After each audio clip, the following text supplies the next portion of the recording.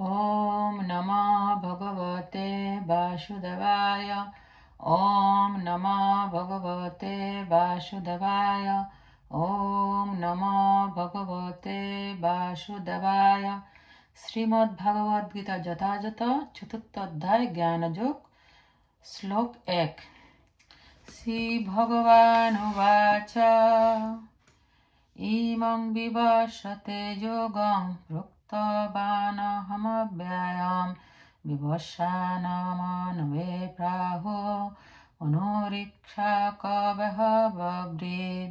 শ্রী ভগবান উবাচ, পরমেশ্বর ভগবান বললেন, ইমাম এই বিবস্বতে সূর্যদক্ষে যোগম ভগবানের সঙ্গে জীবের সম্পর্ক সম্বন্ধীয় বিজ্ঞান প্রক্তবান বলেছিলাম, অহম আমি, অব্যয়ম অব্যয়, বিবস্বান সূর্যদেবের নাম, মনবে মানব জাতির জনক ভবিষ্যৎ মনুকে, প্রাহ বলেছিলেন, মনু শিক্ষা কবে মহারাজ শিক্ষাকুকে অব্যব্রেদ বলেছিলেন।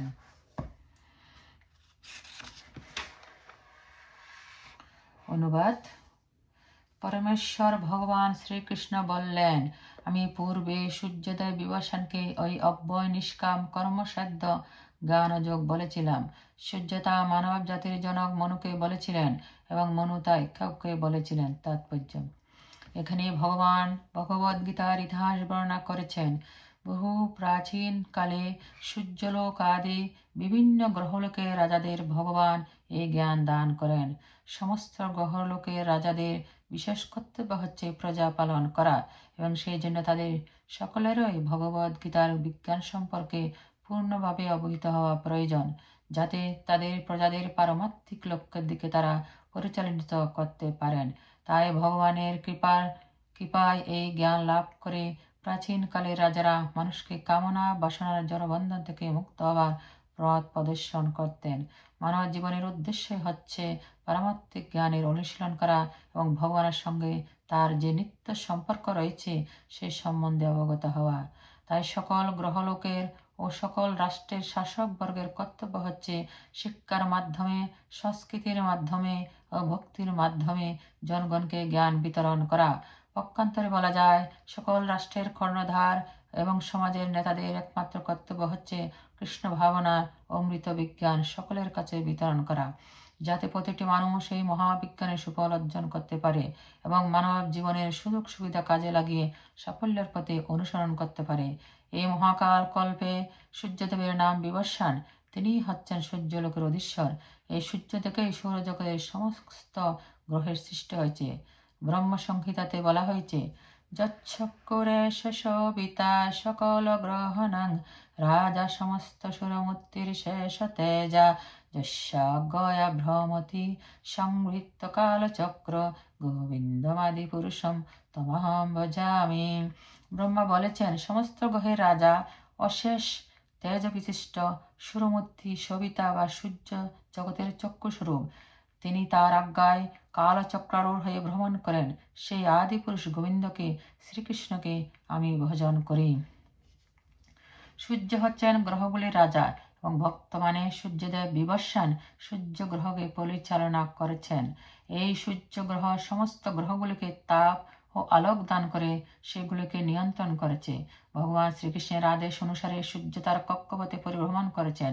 এই সূর্যদেবকে ভগবান শ্রীকৃষ্ণ তার অহৈতুক কৃপার ফলে প্রথম শিষ্যরূপে গ্রহণ করে ভগবদ্গীতার জ্ঞান দান করেন। এই থেকে আমরা বুঝতে পারি, ভগবদ্গীতা প্রকৃত পণ্ডিতদের জল্পনা কল্পনার সামগ্রী নয়, গীতা শরণাতীত কাল থেকে প্রবাহিত হয়ে আসা ভগবানের মুখনিসৃত বাণী। মহাভারতের শান্তি পর্বে আমরা ভগবদ্গীতার ইতিহাসের উল্লেখ পাই। ত্রেতা যোগাদ চ ততো বিবস্বান মনবেদদ মনোচ্চ লোক বিত্তং সুতাহায় হেক্ষাক বেদদ ইক্ষাকো নাহ চ কথিত বাপ্য লোকানবস্থিত। ত্রেতা যুগের প্রারম্ভে বিবস্বান মনুকে ভগবত তত্ত্ব জ্ঞান দান করেন। মানব সমাজের পিতা মনু এই জ্ঞান তার পুত্র শশাগরা পৃথিবীর অধীশ্বর এবং রঘুবংশের জনক ইক্ষাকুকে দান করেন। এই রঘুবংশে শ্রীরামচন্দ্র আবির্ভূত হন। সুতরাং ভগবদ্গীতা মহারাজ ইক্ষাকুর সময় থেকে মানব সমাজে বর্তমান। এই পৃথিবীতে এখন কলিযুগের 5000 বছর চলছে। কলিযুগের স্থায়িত্ব 4,32,000 বছর। এর আগে ছিল দ্বাপর যুগ 8 লক্ষ বছর এবং তার আগে ছিল ত্রেতা যুগ 12 লক্ষ বছর। এভাবে প্রায় 20 লক্ষ 5,000 বছর আগে মনু তার পুত্র এই পৃথিবীর অধীশ্বর ইক্ষ্বাকুকে এই ভগবদ গীতার জ্ঞান দান করেন।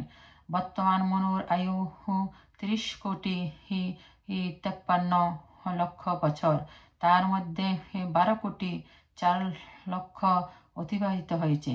আমরা যদি মনে করি মনুর জন্মের সময় ভগবান শ্রীকৃষ্ণ বিভীষণকে ভগবদ্গীতার জ্ঞান দান করেছিলেন, তাহলে গীতা প্রথমে বলা হয় 12 কোটি 4 লক্ষ বছর আগে এবং মানব সমাজে এই জ্ঞান প্রায় 20 লক্ষ বছর ধরে বর্তমান। 5,000 বছর আগে ভগবান এই জ্ঞান পুনরায় অর্জুনকে দান করেন। গীতার বক্তা ভগবান শ্রীকৃষ্ণের বর্ণনা অনুযায়ী এই হচ্ছে গীতার ইতিহাস।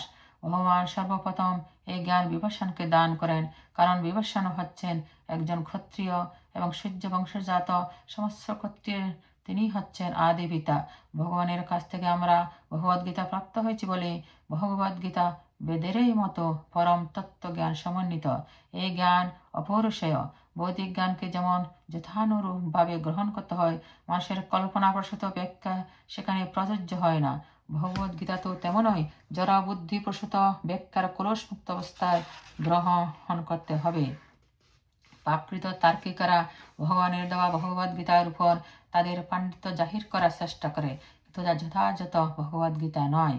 ভগবদ্গীতার যথার্থ মর্ম উপলব্ধি করতে হয় গুরু পরম্পরার ধারায়, এবং এখানে বর্ণনা করা হয়েছে যে ভগবান এই জ্ঞান প্রথমে বিভীষণকে দান করেন, বিভীষণ তা দেন মনুকে, মনু ইক্ষ্বাকুকে। এভাবে গুরু শিষ্য পরম্পরা ক্রমে এই জ্ঞান প্রবাহিত হইয়া আছে। শ্লোক 2। এবং পরম্পরা প্রাপ্ত মিমং রাজর্ষয় বিদু সকালে নেহ মহতা যুগো নষ্ট পরন্তপ। এবং এভাবে পরম্পরা ক্রমে প্রাপ্ত ইমম এই বিজ্ঞান রাজর্ষিরাম বিদিত হয়েছিলেন। সেই জ্ঞান কালের প্রভাবে এই জগতে মহতা সুদীর্ঘ যোগ পরমেশ্বর ভগবানের সঙ্গে জীবের সম্বন্ধ জ্ঞান সমন্বিত বিজ্ঞান নষ্ট বিনষ্ট পরন্তপ হে শত্রু দমনকারী অর্জুন। অনুবাদ: এভাবে পরম্পরা মাধ্যমে প্রাপ্ত এই পরম বিজ্ঞান রাজর্ষিরা লাভ করেছিলেন, কিন্তু কালের প্রভাবে পরম্পরা ছিন্ন হয়েছিল এবং তাই সেই যোগ নষ্টপ্রায় হয়েছে। তাৎপর্য: এখানে স্পষ্টভাবে বলা হয়েছে যে গীতা রাজর্ষিদের জন্যই বিশেষভাবে উদ্দিষ্ট হয়েছিল, কারণ প্রজাদের কাজে তারা যথার্থভাবে এই শাস্ত্রের উদ্দেশ্যে কার্যকরী করবেন। ভগবদ গীতার অমৃতময় উপদেশ কখনোই অসুরদের জন্য নয়। তারা এই জ্ঞানকে গ্রহণ করতে অক্ষম এবং জনগণের সেবায় প্রয়োগ করতে অক্ষম। পক্ষান্তরে তারা নিজেদের খেয়াল খুশি মতো ভগবানের দেওয়া এই দিব্য জ্ঞানের কদর্থ করে। এই সমস্ত মূঢ় দুরাচারীদের কদর্থ সমন্বিত মন্তব্যে ভগবদ্গীতার প্রকৃত উদ্দেশ্যে যখন ব্যাহত হয়, তখন গুরু শিষ্যের পরম্পরা পুনঃপ্রতিষ্ঠা করার প্রয়োজনীয়তা দেখা দেয়। 5,000 বছর আগে ভগবান স্বয়ং লক্ষ্য করেন যে গুরু শিষ্য পরম্পরা ধারায় বিচ্ছিন্ন হয়ে গেছে। তাই তিনি ঘোষণা করেন যে গীতার উদ্দেশ্য হারিয়ে গেছে। আজকের জগতেও আমরা দেখতে পাই গীতার অর্থ কিভাবে বিকৃত হয়ে গেছে। গীতার অনেক সংস্করণ আছে, বিশেষ করে ইংরেজি ভাষায়, কিন্তু তাদের মধ্যে প্রায় কোনোটাই গুরু পরম্পরা ধারা অনুযায়ী নয়। তথাকথিত সমস্ত পণ্ডিতরা গীতার অসংখ্য ধরনের ব্যাখ্যা লিখে কৃষ্ণ কথার নামে একটি ভালো ব্যবসা জাকিয়ে বসেছে, তো তাদের মধ্যে প্রায় কেউ পরম পুরুষোত্তম ভগবান শ্রীকৃষ্ণকে স্বীকার করে না। এটি হচ্ছে আসুরিক প্রবৃত্তি। অসুররা কখনো ভগবানকে বিশ্বাস করে না, কিন্তু তারা কেবল ভগবানের সম্পত্তি ভোগ করার ব্যাপারে অত্যন্ত তৎপর। পরম্পরার ধারায় প্রাপ্ত ভগবদ্গীতার যথাযথ একটি ব্যাখ্যা প্রচার করার বিশেষ প্রয়োজন আছে। তা উপলব্ধি করে এই সংস্করণটি প্রকাশিত হয়েছে। ভগবদ্গীতা মানুষের প্রতি ভগবানের আশীর্বাদ। মানব সমাজে এটি এক অমূল্য সম্পদ। এই গ্রন্থটিকে যথাযথভাবে গ্রহণ না করে দার্শনিক কল্পনামূলক নিবন্ধ মনে করলে কেবল সময়েরই অপচয় করা হবে। শ্লোক 3। সেবায়ং ময়াতে হদ্য যুগ প্রক্ত পুরাতন ভক্ত সীমে সকাচেতি রহসংহত দুত্তমম। সেই এব অবশ্যই অয়ম এই ময়া আমার দ্বারা তে তোমাকে অদ্য আজ যোগবিজ্ঞান প্রক্ত বলা হলো পুরাতন অতি প্রাচীন ভক্ত অসি তুমি হও মে আমার সকা সকা চ ও ইতি অতএব রহস্য হি অবশ্যই এতৎ এই উত্তম। অনুবাদ: সেই মানব সমাজে দুই রকমের মানুষ আছে, তারা হচ্ছে ভক্ত ও অসুর। ভগবান অর্জুনকে ভগবদ্গীতা দান করতে মনস্থ করেছিলেন, কারণ অর্জুন ছিলেন তার শুদ্ধ ভক্ত। অসুররা কখনো এই রহস্যাবৃত গানের মর্মার্থ উপলব্ধি করতে পারে না। এই মহৎ শাস্ত্র ভগবদ্গীতার বহু সংস্করণ আছে, তাদের মধ্যে কোনটি ভক্তের মন্তব্য সমন্বিত আর কোনটি অসুরের মন্তব্য সমন্বিত। ভক্তের মন্তব্য সমন্বিত ভগবদ্গীতা পড়লে অনায়াসে গীতার যথাযথ তত্ত্ব উপলব্ধি করা যায় এবং তার ফলে ভগবানের মহত্ব উপলব্ধি করতে পেরে হৃদয়ে ভক্তির সঞ্চার হয়। কিন্তু অসুরের মন্তব্য বলে কোনো কাজই হয় না, উপরন্তু সর্বনাশ হয়। অর্জুন জানতেন শ্রীকৃষ্ণ হচ্ছেন স্বয়ং পরমেশ্বর ভগবান, তাই অর্জুনের পদাঙ্ক অনুসরণ করে ভগবান শ্রীকৃষ্ণকে সর্বকারণের কারণ পরমেশ্বর ভগবান বলে মেনে নিয়ে ভগবদ্গীতাকে হৃদয়ঙ্গম করলে এই পরম বিজ্ঞানের প্রতি যথাযথ শ্রদ্ধা অর্পণ করা হয়। অসুরেরা কিন্তু শ্রীকৃষ্ণকে যথাযথভাবে গ্রহণ করে না, বরং তারা নানা রকম জল্পনা কল্পনা করে শ্রীকৃষ্ণের পরিচয় নির্ধারণ করতে চেষ্টা করে। তারা ভগবানের নানা রকম পরিচয়ও খুঁজে বার করে। এভাবে তারা জনসাধারণকে বিভ্রান্ত করে, পথভ্রষ্ট করে এবং ভগবত বিদ্বেষী করে তোলে।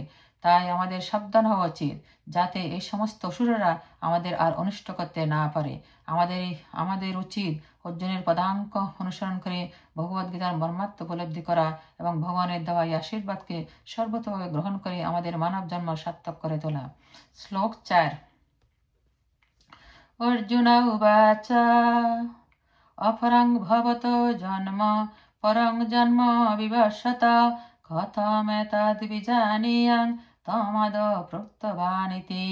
অর্জুন বললেন, অপরম পরবর্তী ভবত তোমার জন্ম পরম পূর্বের জন্ম বিবশত সূর্যদেবের কথম কিভাবে এতৎ এই বিজানীয়াম আমি বুঝব তম তুমি আদৌ পুরাকালে প্রত্যবান বলেছিলে ইতি এভাবে। অনুবাদ: অর্জুন বললেন, সূর্যদেব বিবস্বানের জন্ম হয়েছিল তোমার অনেক পূর্বে।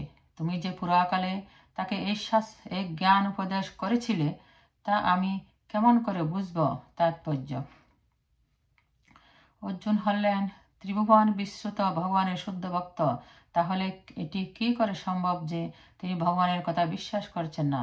তার কারণ হচ্ছে অর্জুন এই কথাগুলো তার নিজের জন্য জিজ্ঞাসা করছেন না, কিন্তু যারা ভগবানকে বিশ্বাস করে না, অথবা যে সমস্ত অসুরেরা শ্রীকৃষ্ণকে ভগবান বলে মানতে চায় না, তাদের জন্য জিজ্ঞাসা করছেন।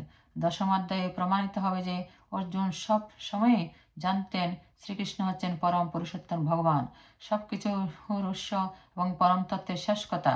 সাধারণ মানুষের পক্ষে এটি বুঝতে পারা খুবই কঠিন যে বসুদেব ও দেবকীর সন্তান শ্রীকৃষ্ণ কিভাবে অনন্ত শক্তির উৎস ও অনাদির আদিপুরুষ ভগবান হতে পারেন।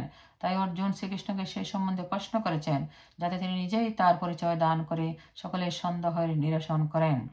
শ্রীকৃষ্ণ যে স্বয়ং ভগবান সে কথা শুধু আজ নয়, পুরাকাল থেকে সমগ্র জগতের সকলেই বিশ্বাস করে আসছে, কিন্তু অসুরেরাই কেবল সে সত্যকে মানতে চায় না।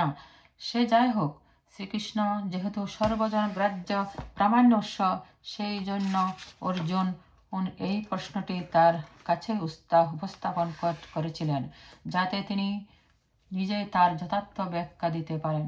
অসুরদের কাছে ব্যাখ্যা শুনতে তিনি চাননি, কারণ অসুররা সবসময় তাদের নিজেদের এবং অনুগামীদের বোধগম্য বিকৃত ব্যাখ্যা দিয়ে শ্রীকৃষ্ণকে বোঝাতে চেয়েছে। প্রত্যেকেই তার নিজের স্বার্থে শ্রীকৃষ্ণ সম্পর্কিত প্রকৃত তত্ত্ববিজ্ঞান জানা উচিত।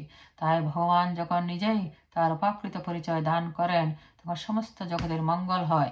ভগবান শ্রীকৃষ্ণের দেওয়া এই তত্ত্বজ্ঞান অসুরদের কাছে বিস্ময়কর মনে হতে পারে, কারণ তারা অনাদি অনন্ত ভগবত তত্ত্বকে তাদের সীমিত মস্তিষ্কের পরিপ্রেক্ষিতে অনুমান করতে চায়, কিন্তু ভগবানের ভক্ত ভগবানের নিজের দেওয়া ভগবত তত্ত্বকে সর্বান্তকরণে গ্রহণ করে কৃতার্থ হন। ভক্তবৃন্দ চিরকালও এই পরম তত্ত্ব গ্রহণে আগ্রহী, কারণ তারা সর্বদা ভগবানের অনন্ত লীলা সম্বন্ধে জানতে আগ্রহী।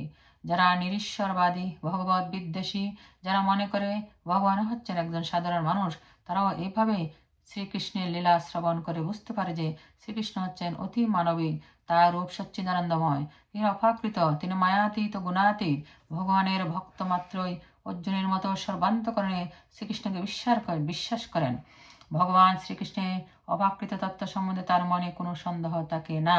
অসুররা যে শ্রীকৃষ্ণকে যারা প্রকৃতির গুণ বৈশিষ্ট্যের অধীন একজন সাধারণ মানুষ বলে মনে করে, তাদের সেই অবিশ্বাসজনিত যুক্তি খণ্ডন করার জন্যই অর্জুনের মতো শুদ্ধ ভক্তরা ভগবানের কাছে তার ভগবত্তা সম্বন্ধে প্রশ্ন করেন, কিন্তু প্রকৃতপক্ষে তাদের মনে ভগবান সম্বন্ধে সন্দেহের কোনো রকম অবকাশই থাকে না। শ্লোক 5। শ্রীভগবানুবাচ বহুনি মে ব্যতীতানি জন্মানি তব চার্জুন তান্নহং বেদ সর্বাণি ন তং বেদ পরন্তপ। শ্রী ভগবান উবাচ, পরমেশ্বর ভগবান বললেন, বহু মে আমার, ব্যতীতানি অতীত হয়েছে, জন্মানি জন্ম, তপ তোমার, চ এবং অর্জুন হে অর্জুন, তানি সেই সমস্ত, হম আমি, বেদ জানি, সর্বাণি সমস্ত, ন না তম তুমি বেদ জানো, পরন্তপ হে শত্রু দমনকারী। অনুবাদ। পরমেশ্বর ভগবান বললেন, হে পরন্তপ অর্জুন, আমারও তোমার বহু জন্ম অতীত হয়েছে, আমি সেই সমস্ত জন্মের কথা স্মরণ করতে পারি, কিন্তু তুমি পারো না। তাৎপর্য: ব্রহ্ম সংহিতাতে আমরা ভগবানের নানাবিধ অবতারের সম্বন্ধে জানতে পারি। সেখানে বলা হয়েছে, অদ্বৈতমুচ্চহতমনাদিমনন্ত স্বরূপ মধ্যম পুরাণ পুরুষং নব যবনঞ্চ বেদসু দুর্লভমদুর্লভমাত্মভক্ত গোবিন্দমাদি পুরুষম তমহং ভজামি। আমি পরম পুরুষোত্তম ভগবান আদি পুরুষ গোবিন্দের, শ্রীকৃষ্ণের ভজনা করি, যিনি অদ্বৈত, অচ্যুত, অনাদি, যদি অনন্তরূপে পরিব্যাপ্ত, তবুও তিনি সকলের আদি পুরাণ পুরুষ, এবং তিনি সর্বদাই নব যৌবন সম্পন্ন সুন্দর পুরুষ। যারা শ্রেষ্ঠ বেদজ্ঞ, তাদের কাছেও ভগবানের সচ্চিদানন্দময় এই রূপ দুর্লভ, কিন্তু ভগবানের শুদ্ধ ভক্ত সর্বক্ষণ ভগবানকে এই রূপে দর্শন করেন।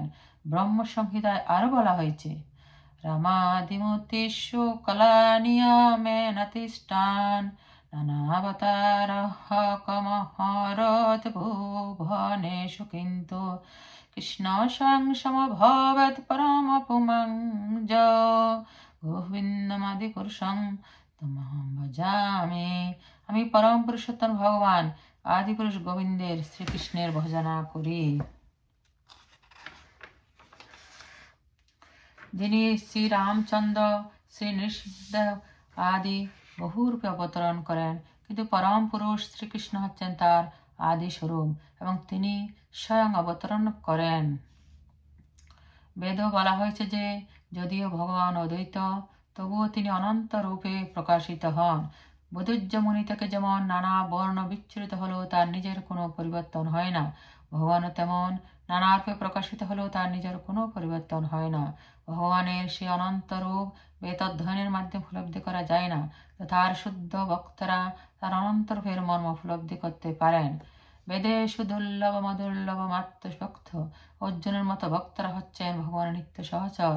ভগবান যখন অবতরণ করেন, তখন তার অন্তরঙ্গ ভক্ত তাদের যোগ্যতা অনুযায়ী তার সেবা করার জন্য তার সঙ্গে অবতীর্ণ হন। অর্জুন হচ্ছেন সেই রকমই একজন ভক্ত। এই শ্লোকে বোঝা যায়, লক্ষ লক্ষ বছর আগে ভগবান যখন সূর্যদেব বিভীষণকে ভগবদ গীতা শোনান, তখন অর্জুনও অন্য কোনো রূপে সেখানে উপস্থিত ছিলেন। কিন্তু ভগবানের সঙ্গে অর্জুনের পার্থক্য হচ্ছে যে ভগবান তা ভোলেননি, কিন্তু অর্জুন তা ভুলে গেছেন। বিভু চৈতন্য ভগবানের সঙ্গে অনুচৈতন্য জীবের এটি পার্থক্য। অর্জুন ছিলেন মহাশক্তিশালী বীর, তিনি ছিলেন পরন্তপ, কিন্তু তা হলো বহু পূর্বজন্মের কথা মনে রাখাবার ক্ষমতা তার নেই। তাই ক্ষমতার মাপকাঠিতে জীব যত মহৎই হোক না কেন, সে কখনোই ভগবানের সমতুল্য হতে পারে না। তিনি ভগবানের নিত্য সহচর, তিনি অবশ্যই একজন মুক্ত ব্যক্তি, কিন্তু তিনি কখনোই ভগবানের সমকক্ষ হতে পারেন না। ব্রহ্ম সংহিতাতে ভগবানকে অচ্যুত বলে বর্ণনা করা হয়েছে। এর অর্থ হচ্ছে, জড়জগতে এলেও ভগবান মায়ার দ্বারা প্রভাবিত হয়ে কখনোই আত্মবিস্মৃত হন না। তাই জীব কখনোই ভগবান হতে পারে না। এমনকি অর্জুনের মতো মুক্ত জীব সকল বিষয়ে ভগবানের সম্মুখ হতে পারেন না। অর্জুন যদিও ভগবানের শুদ্ধ ভক্ত, তবুও তিনি মাঝে মাঝে ভগবানের স্বরূপ বিস্মৃত হন। আবার ভগবানের দিব্য কৃপার ফলে ভক্ত মুহূর্তের মধ্যে ভগবানের স্বরূপ উপলব্ধি করতে সমর্থ হন। কিন্তু অভক্ত বা অসুররা কখনোই ভগবানের অপ্রাকৃত রূপ উপলব্ধি করতে পারে না। তারই ফলস্বরূপ ভগবদ্গীতায় বর্ণিত ভগবানের এই দিব্য তত্ত্বকে আসরিক বুদ্ধি দিয়ে হৃদয়ঙ্গম করা যায় না। ভগবান শ্রীকৃষ্ণ তার নিত্য সহচর অর্জুন উভয়ে নিত্য শাশ্বত, কিন্তু লক্ষ লক্ষ বছর আগে ভগবান যে লীলা প্রকট করেন তা সমস্ত শ্রীকৃষ্ণের মনে আছে, কিন্তু অর্জুনের মনে নেই। এই শ্লোকের মাধ্যমে আমরা বুঝতে পারি জীবের দেহান্তর হবার ফলে তার পূর্ণ বিস্মরণ ঘটে, কিন্তু ভগবান তার সচ্চিদানন্দময় দেহ পরিবর্তন করেন না, তাই তিনি কিছুই বলেন না। তিনি অদ্বৈত, অর্থাৎ তার দেহ এবং তিনি স্বয়ং এক ও অভিন্ন। ভগবান সম্পর্কিত সবকিছুই চিন্ময়, তো জীবের স্বরূপ এবং তার জড় দেহ এক নয়। ভগবান যখন জড় জগতে অবতরণ করেন তখনও তার দেহ এবং তিনি স্বয়ং একই থাকেন। তাই জড় জগতে অবতরণ করলেও তিনি জীবের থেকে স্বতন্ত্র থাকেন। ভগবানের এই অপ্রাকৃত তত্ত্ব অসুররা কিছুতেই বুঝতে পারে না। সেই কথা ভগবান পরবর্তী শ্লোকে বর্ণনা করেছেন।